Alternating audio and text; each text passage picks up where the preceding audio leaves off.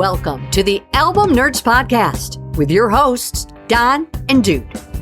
Old Don, look at my life. I'm a lot like you were. It's the Album Nerds Podcast. I'm Dude. I got Don with me. That was Neil Young, supposedly, after just waking up. I wondered what you were talking about. There you go. So it's Toronto time here on the Album Nerds Podcast. Of course, I'm Dude. I got Don with me. You ready to continue our musical travels to the city of Toronto? We've traveled several kilometers. There you go. That does get confusing. Thank God for GPS converting it when you're driving through. Yeah. So this is, of course, the Album Nerds Podcast, where we love albums, musical ones, the format, the artwork, the music, and we've got a great show for you today. We are continuing our Summer in the Cities series, where we spin a wheel to determine what cities we'll musically visit, and we'll each present an album from artists from Toronto today. Then, of course, Don will be asking us a deep question, and then we'll have some shout-outs to some other albums and album-related items we're digging, new releases, that kind of thing. And then at the end, we'll spin the wheel of musical discovery to learn where we'll be traveling on our next episode, what city we'll be exploring. But this week, it's all about Toronto. Road trip! Toronto! That's what I'm talking about! Our Summer in the Cities road trip rolls into Toronto, where glass towers, streetcars, and lake breezes shape the sound as much as guitars and beats. This week, we dig into two Toronto-made albums that channel the city's grit, multicultural pulse, and late-night glow into vivid urban soundscapes. Sounds like a beautiful place, Don. It is. As always, the tourism board owes you a thanks. So there was quite a bit to consider. A lot of it artists we've covered before, albums we've covered before. One that came to mind, well, just Rush in general comes to mind, but Moving Pictures in particular from 1981, which did have an enormous impact on progressive rock and just rock music in general. Mm-hmm. Neil Young. I mean, for me, Mirrorball from 1995, where he teamed up with Pearl Jam for his backing band. And I think that's a underrated record that now that it's been around for so long, people should go back to and rediscover. I'll do What about that. you, man? Also going back to the early '80s, Triumph had a moment. Mm-hmm. I kind of enjoy them, sort of Rush light, maybe, or I'm not sure where they. Yeah, but Allied Forces is a great album for me to poop on. It's Triumph, the incel comic talk. Yeah, and I also figured we should just mention a more recent artist, Drake, comes from, I think they refer to it as the Six. I'm not sure why, but his album Take Care is kind of considered, his big breakthrough. I have tried to get into the Drake records. We just are not simpatico for whatever reason. Well, we did the Kendrick, so at some point we should. We probably should try. Yeah. All right. Well. The picks are in. The Tim bits are waiting for us. Let's get to our cha-cha-cha choices. You choose me?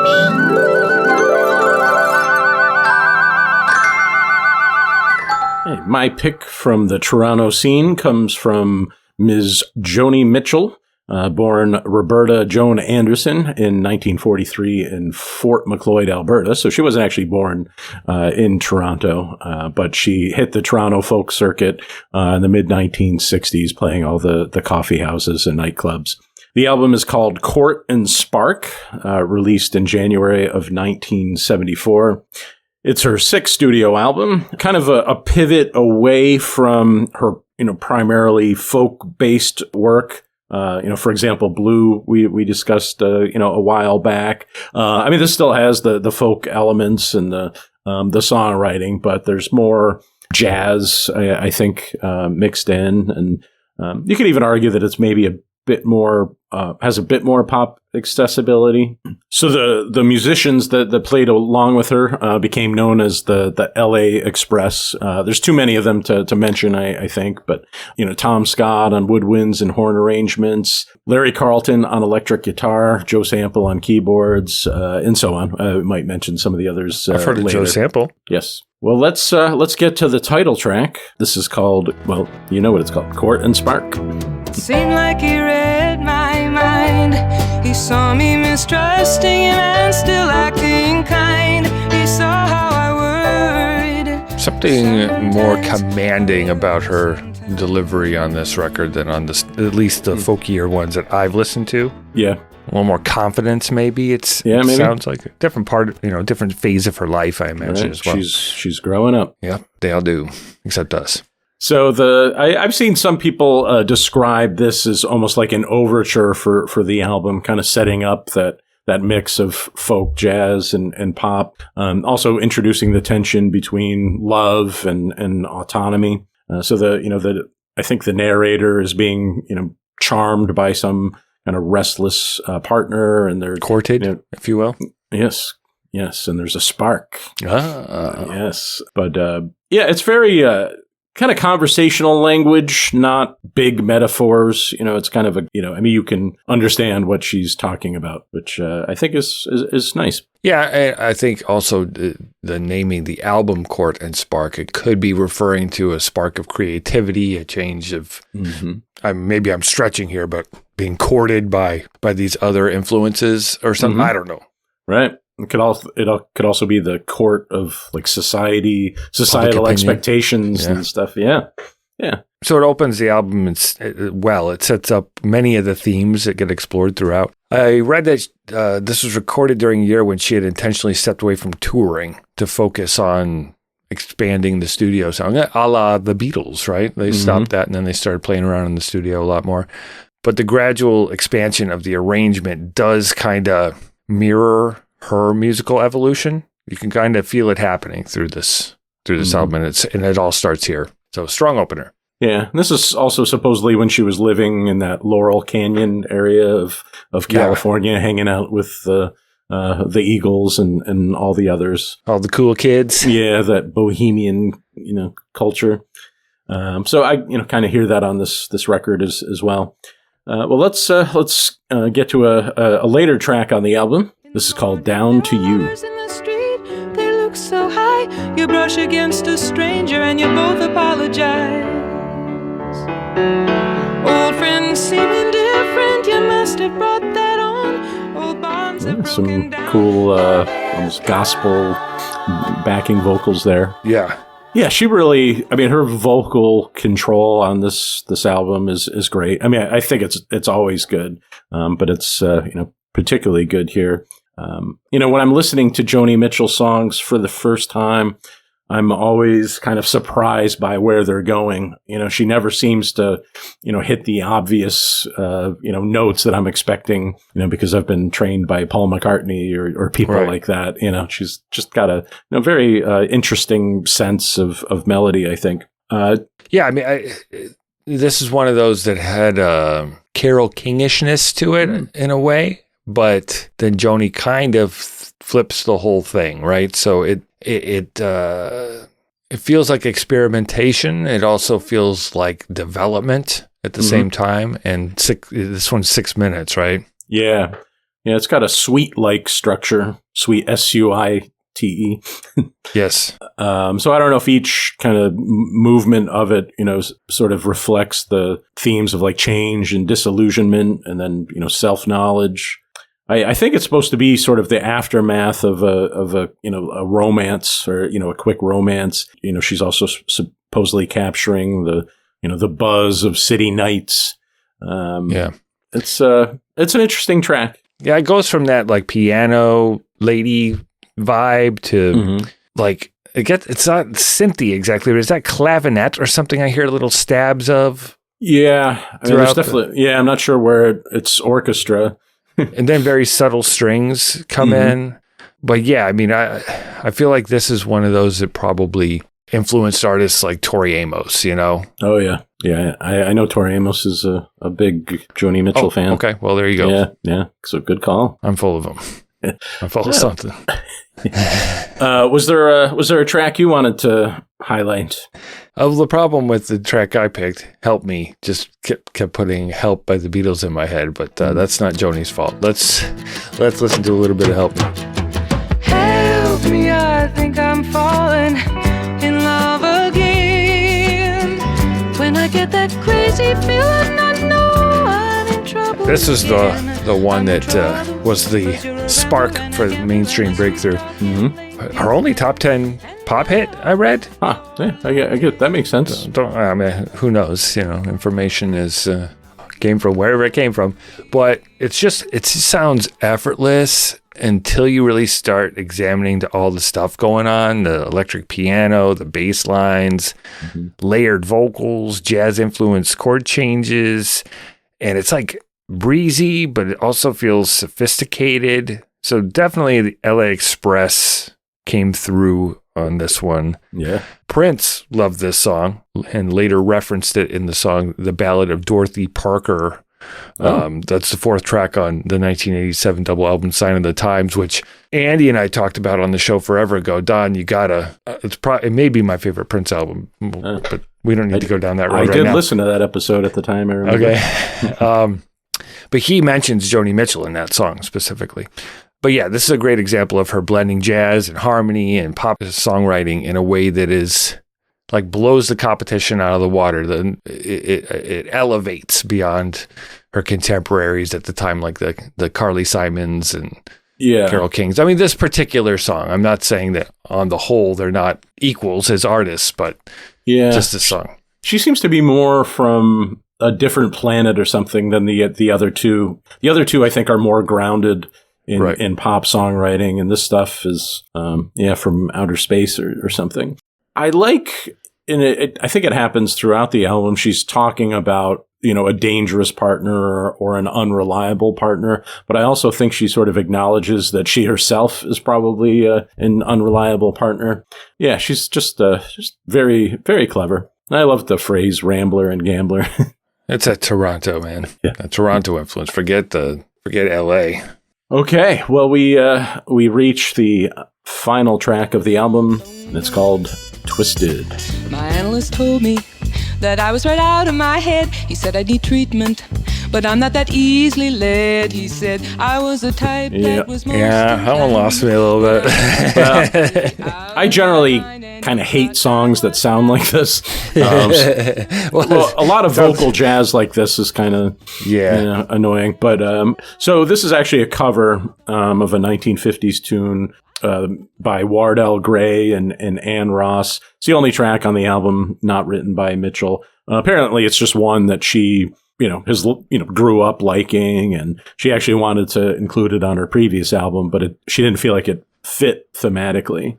I mean, it's a person, I think, going to psychoanalysis or people telling her that, she's crazy, but really I think she's arguing that, no, I'm a genius. So kind of silly. I think with the more times I listened to it, the less off-putting it was, and I understand it as a closer. I understand why it's placed there because it is tongue-in-cheek. Mm-hmm. It is a cover. I read that it features background voices from like Cheech and Chong.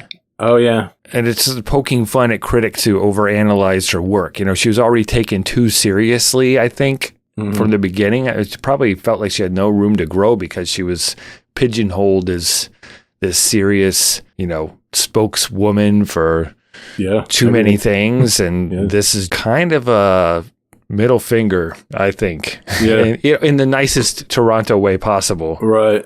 Yeah. A middle finger with a thank you for listening. That's a really good point. Also, and just the horns there very jazzy. Are pretty impressive.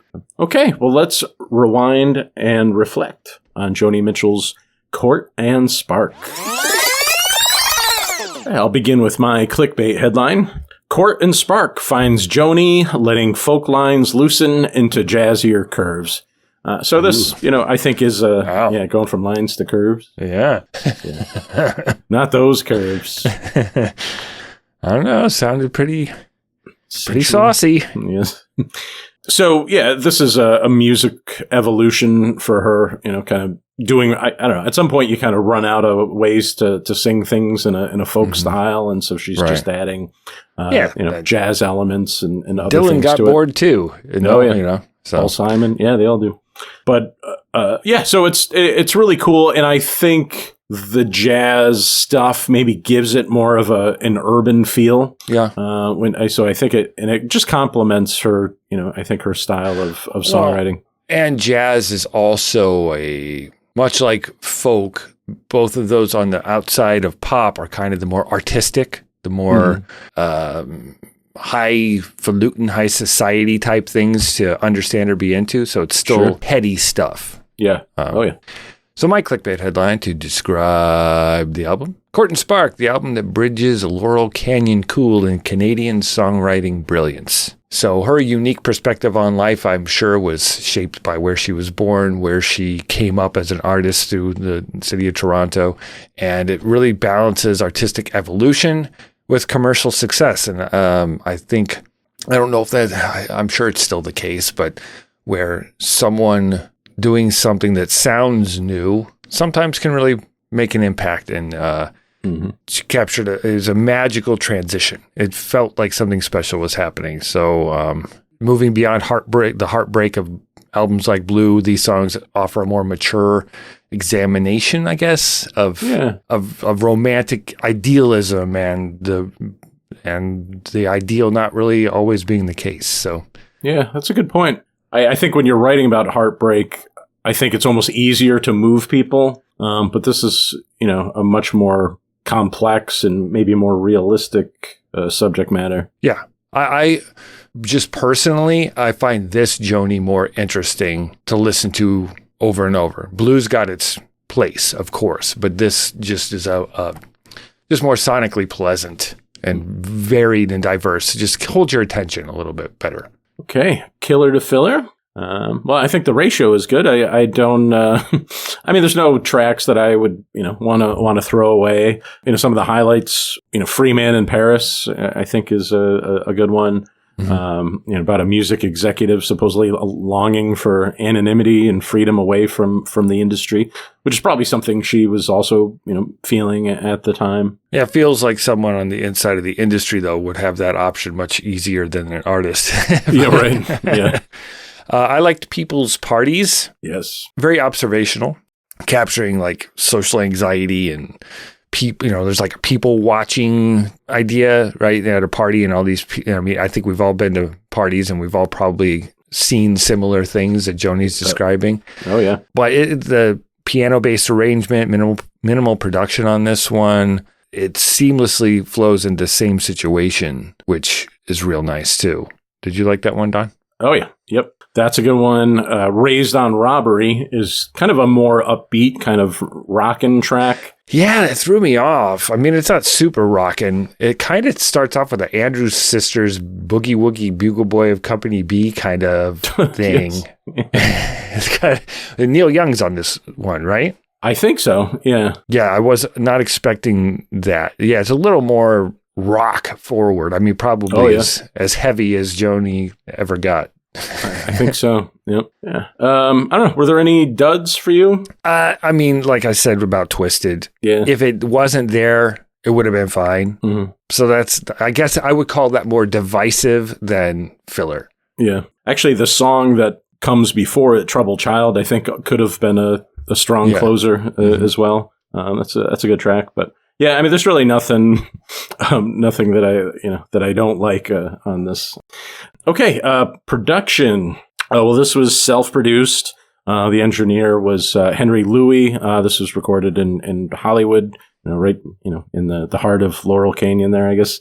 It's very clean. The vocals are up front as it should be. The horns are tucked in such a way that, they're not off-putting, nothing distracts from her voice, even though I think there is more going on than, on previous albums. Well, her voice is just like, if you were to, I think in the dictionary to describe the word pretty, you could say Joni Mitchell's voice. It's just, it's airy, but it's strong and it's clean and it's just lilty, but it's not weak. No. It's not like she's doing runs and wailing it out.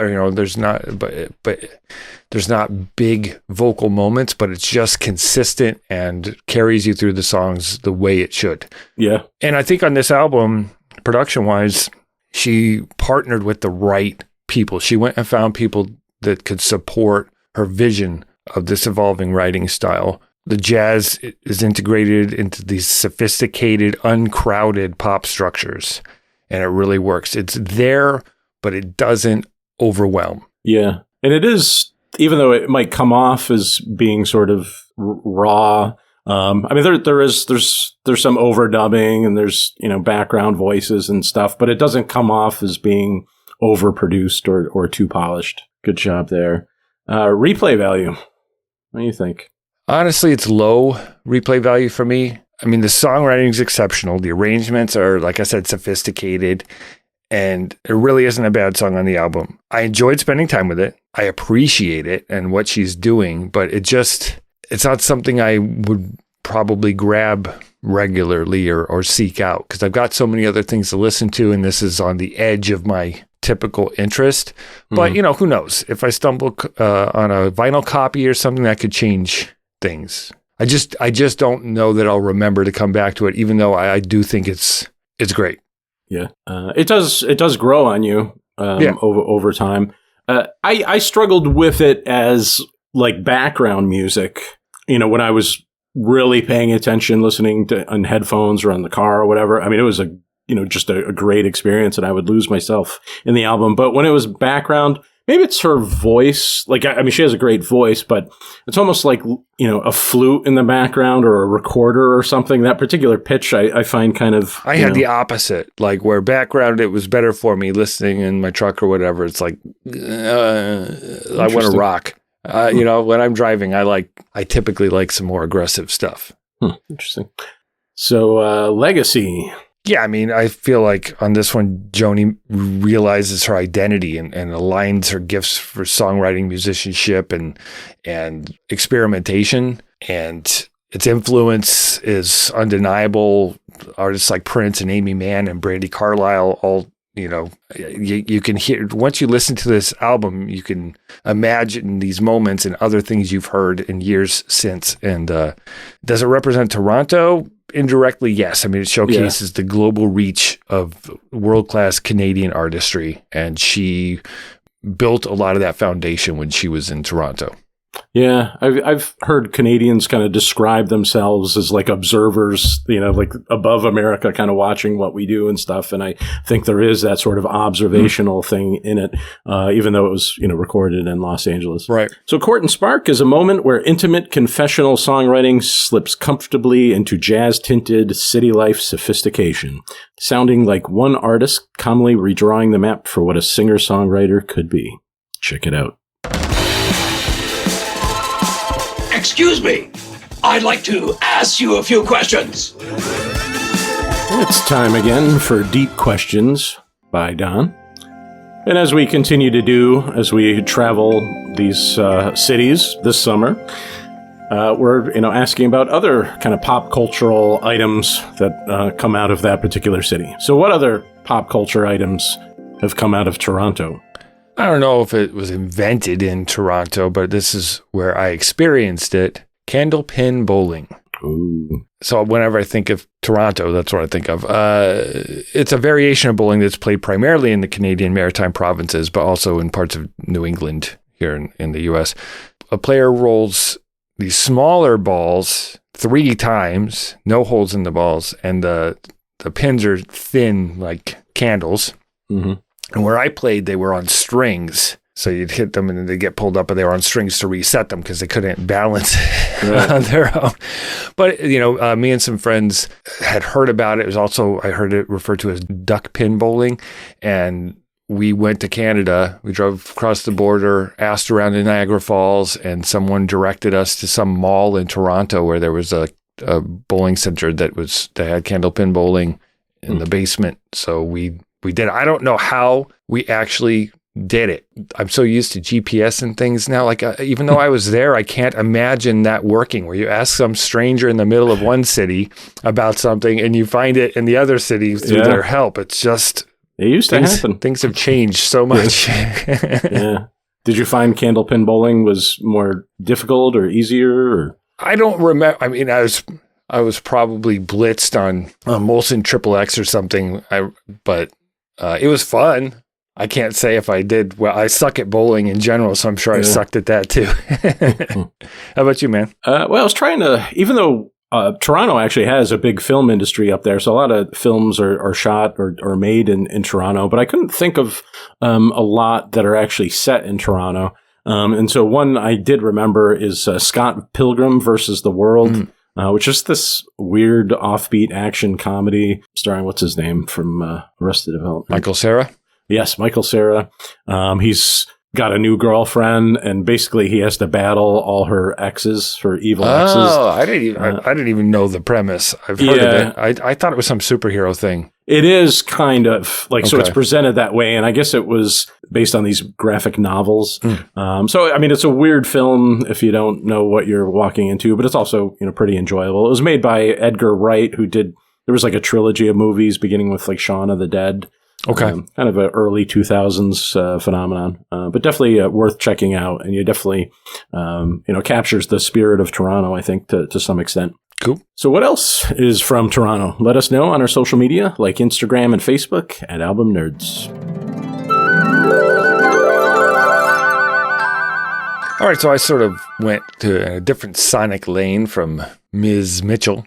I went with Anvil, a metal band formed in Toronto in the late 70s with vocalist guitarist Steve Lips Kudlow, and drummer Rob Reiner with 2 Bs, not the movie director. 2 friends who had been playing together since their teens. While Anvil never achieved huge commercial success of their peers, they are one of heavy metal's great influences. And their combination of speed, aggression, twin guitar attack, and relentless work ethic helped lay the groundwork for the thrash movement that exploded a few years later. Metallica, Anthrax, Slayer, Megadeth, all that stuff. They've all cited Anvil as an influence. It released in April 1982, Anvil's Metal on Metal, their second album, kind of defined their career. Recorded at Phase 1 Studios in Toronto, the album showed up on the scene at a pivotal moment when traditional heavy metal was beginning to accelerate towards speed metal and thrash. The band teamed up with producer Chris Tangarides. It's a tough spelling, people. He gave their songs more power, clarity, and punch while preserving their raw energy. So why don't we jump right in with the title track and opening track, Metal on Metal.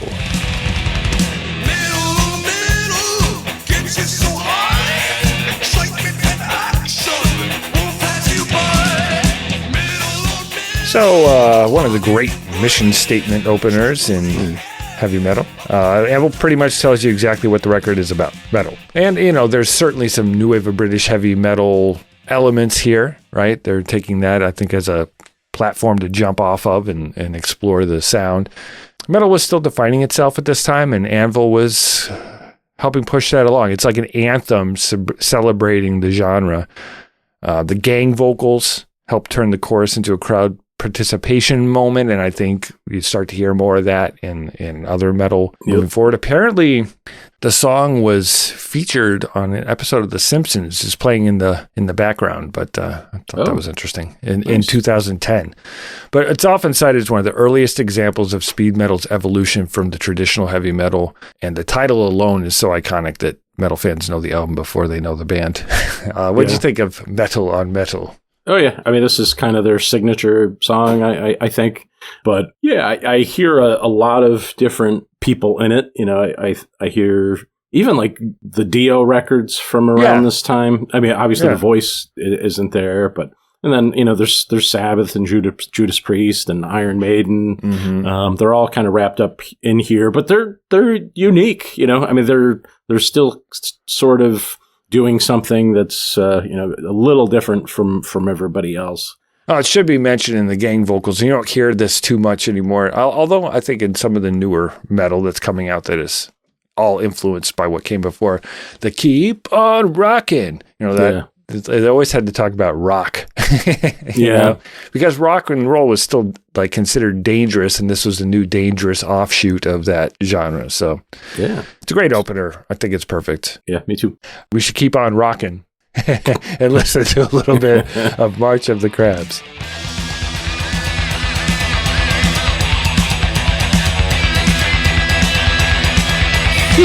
I'm not usually one for instrumentals, especially from metal albums of this time period. Yeah. It's kind of amazing that they went for it.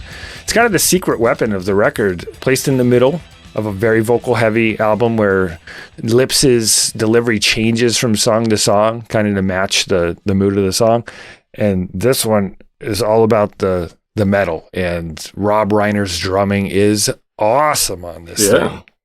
This is really hard, you know. I mean, I feel like it's heavier than anything from this time period that I've heard. I mean, it definitely feels more like Metallica. Yeah, it shows why future thrash musicians paid attention to these guys. I mean, this really does feel like a window into the future from 1982 to. I mean, I know 83 and 84 are very close, but that's how it works in life and in the music industry, where the evolutions are fast. Yeah, it's even further away from, I think, the blues and the traditional rock, like the classic rock that informed people like Sabbath and Zeppelin. Yeah, I mean, this was informed by Sabbath and Zeppelin, and that's how it continues to move forward. It's an avalanche. Mm-hmm. No one seems entirely sure why it's called March of the Crabs, from what I can tell. It's just kind of, give the instrumental a quirky title. Maybe they were like, what do we call this? And one of them joked March of the Crabs, and here we are. Yeah, I hope it's like actual like ocean crabs. Yes, me too. Although, probably not. Probably the pants invaders. If this song could have totally been on an early Metallica album. Absolutely. Yeah. All right, Don, what Anvil song caught your ear? Well, I guess I was kind of moved by a Japanese mythical creature known as Mothra. Enemy of Godzilla. That's right. Is this a dream or it's God telling you it's over?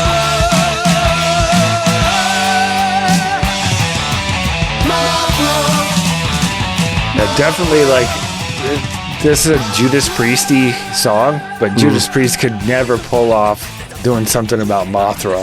Yeah. I think, it's corny, doing like the giant monster thing, but God, the shredding there and it's just so aggressive that it's like forgivable, it's like, it's cool. Even though it's talking about the monster, I think it's supposed to more just kind of capture that, fear and danger kind of idea, which is typical of metal. And the larger than life world of metal. That's metal explored fantasy and sometimes anger and violence, but just bigger than real. It stretches out a little bit. The riffing is a little slower and more precise, but it's all about the dynamics of the song, and it's a clear example of metal's long relationship with the sci-fi, fantasy, horror, and just being tuned into pop culture. So, yeah, great track. Yeah. So to close out the album, they went with the number of the beast. This one's called 666 or 666. I don't know.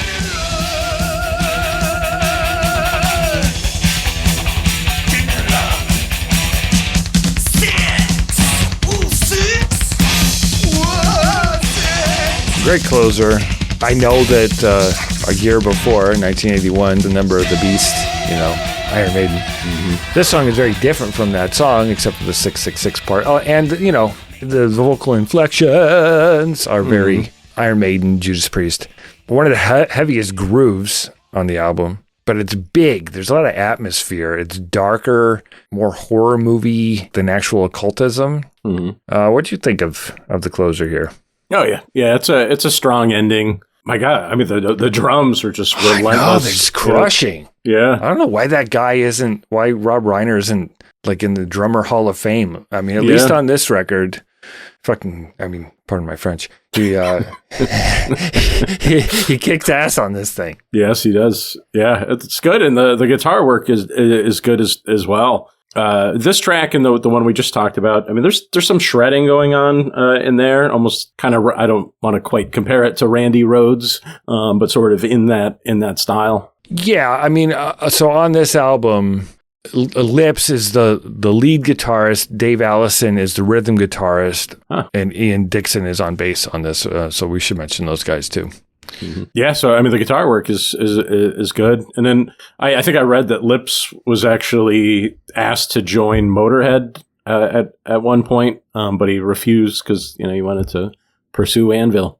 Yeah, and we should, this is the end of the album, but Anvil did not become huge. They did some big events and stuff, but there was a 2008 documentary called Anvil, the story of Anvil, where still in 2008 and even today, they were still grinding it out, trying to make it big. And that speaks to me a lot about the passion of the band and Rob and Lips in particular, and, the spirit of Toronto. I mean, they never gave up. They're still grinding it out. And I think that's awesome. All right. Well, I think it might be time to rewind and reflect on Metal on Metal. I'll start things off with my clickbait headline. Before the Big Four took over the world, Anvil was already pushing heavy metal to the breaking point with Metal on Metal all the way from Toronto. So Anvil displays total confidence here, avoiding trends and kind of forging their own path with all the sounds in metal that are happening. It was like a tribute to the newly forming genre, right? Mm-hmm. It's efficient. It balances high-level musicianship and as we mentioned, exceptional drumming with a sense of fun and a little darkness, but it's cohesive, the pacing is good, and it contains influences, iteration, and inspiration for the entire scene. Yeah. So my clickbait headline is Metal on Metal turns Toronto garage riffers into full-time headbanging blacksmiths. I like the reference to the anvil, yes. Yes. Actually, it's funny, when I've driven to Toronto, we always pass this giant steel plant, just this huge thing. Looks like the video from Allentown. Mm-hmm. So like I'm thinking about metal as I approach Toronto. Yeah, I guess we'll talk about their legacy more, but it's sad, that they just weren't really able to break through like the other, like the Big Four did. Yeah, they didn't get the right representation, probably. Who knows? I'm not saying that. I don't know if they would have turned into a full thrash band, but they certainly should have had more of a place at the table. Yep. So let's explore some of the other songs. Killer to Filler. What worked? What didn't work? Or did it all work? What other tracks stuck out to you? Jackhammer. God, the titles are ridiculous. Yeah. A lot of these, everything seems a little corny from the outside, but when you listen to the album, it's just, it's serious metal, Yeah. But Jackhammer's, fast and aggressive, definitely like a thrashy kind of thing, capturing that, I guess, maybe the sexual energy that is often behind, heavy metal. Right. It sounds like in British steel, it sounds like an industrial thing, Yeah, this is another Rob Reiner relentless performance. But yeah, it definitely sounds like it was influenced by early Motorhead, late 70s Judas Priest, and, again, another stepping stone for the Metallicas and Slayers and all those guys. Kill 'Em All came out 18 months later. I mean, how much of that speed metal DNA was already sitting here? Forged in Canada on an anvil.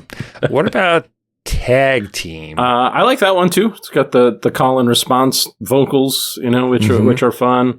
Groove heavy. Certainly feels a little bit more like Kiss, AC/DC in there a little bit. Yeah, it sounds like they actually are doing like the wrestling thing. Yeah. And it influenced the metal can be fun ethos like Anthrax and Municipal Waste, bands like that kind of took and ran with. Yeah, I imagine that the Tag Team may have had something to do more in the boudoir, but I'm not sure. I'm going to not think about that. Anything else? We can keep naming tracks. I pretty much like them all. Scenery's a good one. Kind of doomy. Yeah. A little more Sabbath feel. Definitely. Filler-wise, Tease Me, Please Me is the weakest link for me on this. It's an AC/DC style, but it doesn't have the swagger. It's kind of generic compared to the standout songs. Promising riff, but it's kind of it's like breaking the law without any teeth. It just it doesn't quite work for me. It's not terrible or anything. And just the whole Tease Me, Please, it's enough, already about the sex stuff. I agree. Yeah, that probably is the weakest track, but still fine. Yeah. Oh yeah, it's not like a skip it or anything. It's just occasionally it's like Tease Me, Please Me. Like okay, all right. It was 82. I forgive you. All right, so production. What did you think of how Chris handled this? I don't want to say his last name. Tangarides. Eat your Tangarides. It's good. I actually, just because they're sort of more underground or something, I didn't expect a lot from the production. I thought it might be kind of muddy, and it sounds great. I mean, it was as good as the other stuff going on at the time. I mean, and there is a bottom end on it. It's not tinny like metal became a couple years later, like pop metal anyway. Yeah, I mean, metal at times, just because it's often just a driving, dun, dun, dun, dun, like it can maybe be like a little like monotonic or something, and so there is some color to it. I'm not sure, if that's just the production or if that's the, the overall musical presentation. But I mean, it's good. It's well produced. Yeah, and the guitar tone, it's very aggressive, and it kind of puts energy over technicality. So there's a rawness to it, like a lived in, like, or this is really happening, gritty, hard and raw. Yeah. But it's also accessible and not too rough on the ears. Right. It's not shiny like the Ozzy albums of the era. Yeah. What about the replayability for you? You coming back? Yeah. This one's easy. It's because it's kind of like right in between Judas Priest and Metallica or something. It's the bridge between the two or something, and it's short, but it's I don't know, it rocks way harder than I thought it would. I mean, I'd listened to it in the past after I watched that documentary, but really digging into it, man, I enjoyed every listen. I had to listen to this 50 times in the last week. It was on all day long. Yeah, I mean, they were on festivals with all the other metal at the time and all the glam metal, and God, I mean, they must have blown people away.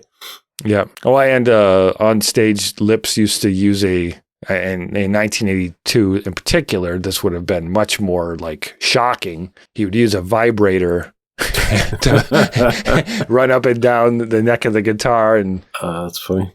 So I'm sure, and they wore like the usual 80s metal garb, looked like bondage gear. So legacy wise, what were your thoughts? I mean, I think we've touched on it a lot throughout our discussion here.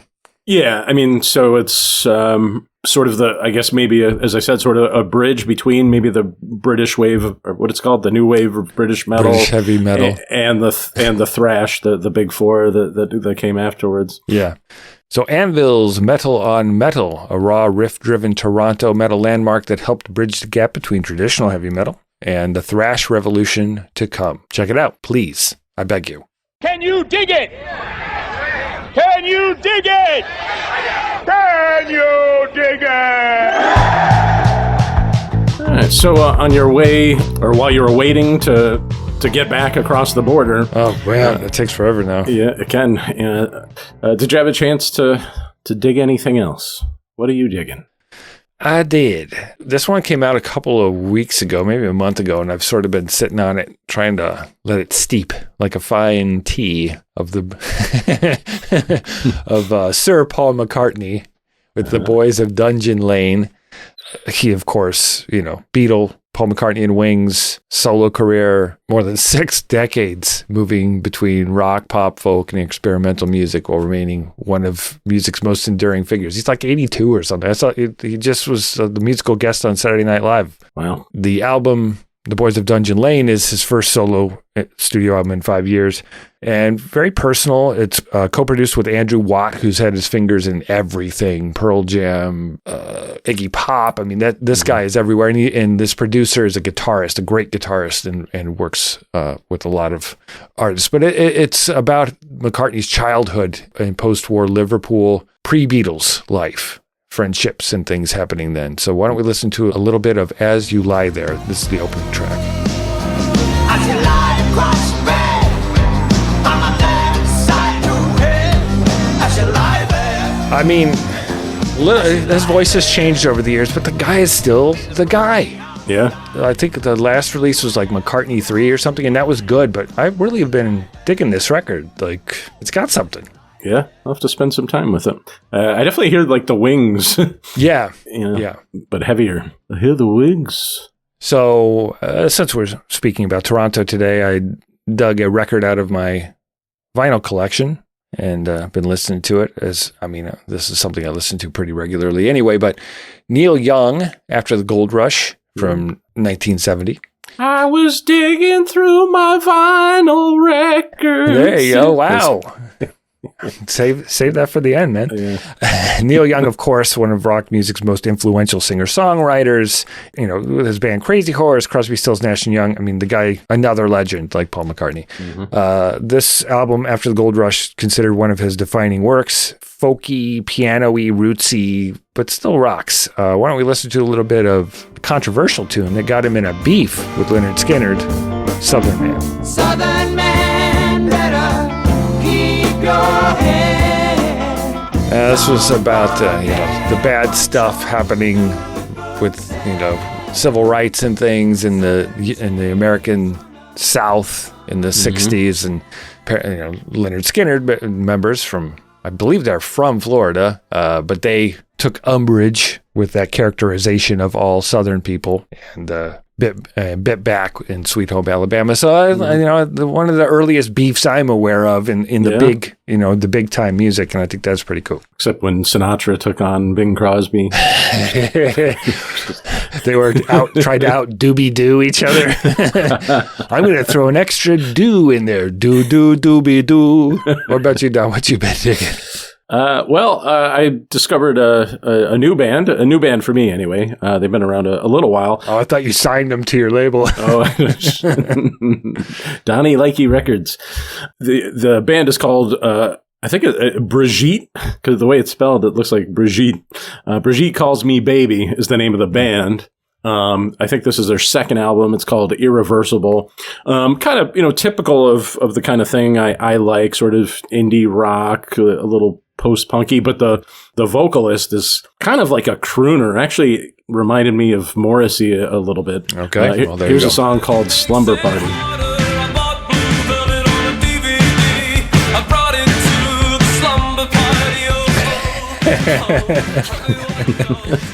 So it was a follow-up track, Pillow Fight? So moving in a completely different direction, Old Crow Medicine Show. Wow, that is a switch up. Famous for the wagon wheel song that everybody knows. Well, yeah, didn't Darius Rucker take that to the top? Mr. Hootie himself? Yes, yep. But they have a new album called Union Made. Old Crow Medicine Show is basically the Ketch Secor. It's basically him and then a bunch, kind of like a rotating cast of people. So this album called Union Made reflects on American life and work, and recorded in East Nashville. You've got collaborators like Molly Tuttle, Luke Combs, and other kind of all-stars. John Carter Cash. Anyway, here's a track called Last American Waltz. The last American waltz. Nice. Yeah, I like the old-timey kind of bluegrass sound. You know, harmonies. Yep, yeah, love it. And something else I know we are both digging is the Retro Nostalgia Podcast. In fact, we dig it so much, we recently joined Chad and Christina for a one-hit wonders draft. Check out the Retro Nostalgia Podcast anywhere you find podcasts. And what are you digging? Let us know. Join us on the socials, Facebook, Instagram, Threads, and Blue Sky at Album Nerds. It will be a discovery of extraordinary value. Well, it's about time on the show when I'm reminded of the words of English novelist and journalist Chuck Dick, otherwise known as Charles Dickens. Only his friends called him that, who described Toronto in 1842 as, and I quote, full of life and motion, bustle, business, and improvement. The streets are well paved and lighted with gas. The houses are large and good. The shops excellent. Yes, still true in 2026. Except for the gas part. Well, with that in mind, let's bring out the Wheel of Musical Discovery to find out what city we'll be visiting next and what kind of albums we'll be discovering.